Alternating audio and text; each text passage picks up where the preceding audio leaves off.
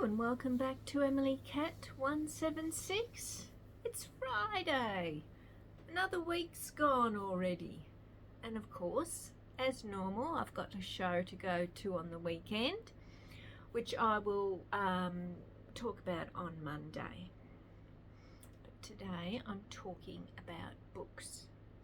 And this week I've been asking the same question to everyone I've met or this week, and I'm going to ask you the same question. What is your favourite book? I think we all have favourites. Mine is Asta's book. Asta's book was written by Ruth Rendell, but she wrote it as Barbara Vine. It came out in 1993. And this book, you know when a book just grabs you? And when I was reading this, I felt like I was walking with the characters. I just absolutely love this book. It starts in 1905. It's in London. And the first chapter, it's all written in Danish because Asta is a Dane who is living in London in 1905. Her husband Ramses is away on business. He leaves her alone quite a bit. She's got 2 children already and she's very heavily pregnant with her 3rd child. And she's lonely. There is a maid in the house, but Asta doesn't see her as an equal.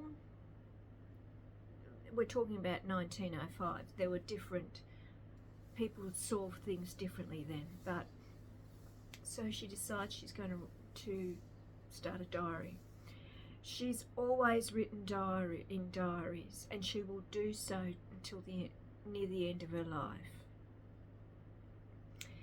So that's the first chapter. She's writing about, I'm paraphrasing, but it starts with some neighbours asked if there's polar bears in the streets in Denmark. The next chapter, it's present day, and we are introduced to the narrator Anne, who is Asta's granddaughter. Because what's happened with these diaries, once she had died, her daughter Swanee finds them and publishes them, and they become a worldwide success. It's huge. And in the present day, I mean, there's already been films and serials and all sorts of things done because they're a huge success. But in the present day, a producer who knows Anne gets in touch because they're going to be doing a new production of Asta's book as a TV series. And she wants to look at the diaries because written somewhere in the diaries, Asta comments on a family that lives in Navarro Road, very close to her. And in 1905, or was it 1906, it was one of those, a very famous, it's a crime happened in that house. It was a boarding house,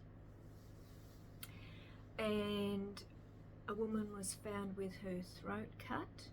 Her mother had dropped dead of a heart attack because of the shock in the same room, and a 2-year-old girl has disappeared.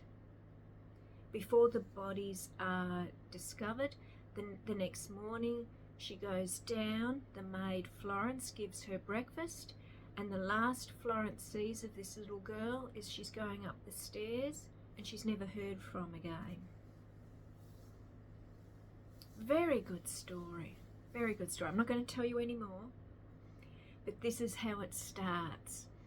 And I just think it was a wonderful story. Wonderful story. I think I've only ever read it twice. I don't read things or listen to things over and over and over again. I don't do that. But as I said, this book had me from the start, and I was just so engrossed in this story. I think Ruth Rendell was a very, very good writer. She had sort of two styles. When she was writing as Ruth Rendell, that was her Inspector Wexford series. The Barbara Vine ones, they were still crimes and mysteries, but there was more of a psychological edge to them. And this is a Barbara Vine book. So that's my favourite book. I think those of us that read, we've all got that one book that stays with you. And I said, this is what stayed with me. So let me know, what's your favourite? I've had all different answers this week, and everyone I've spoken to, they've had a favourite book. So let's start a conversation. I'd also like to thank all the new subscribers I have. Thank you. I appreciate every one of you. And if you are liking these videos, please consider subscribing. It's free, and I am trying to build the channel. So that's it. As I said, have a think about it. What is your favourite book? Okay. Have a nice weekend. It's pretty cold and miserable here in Melbourne at the moment.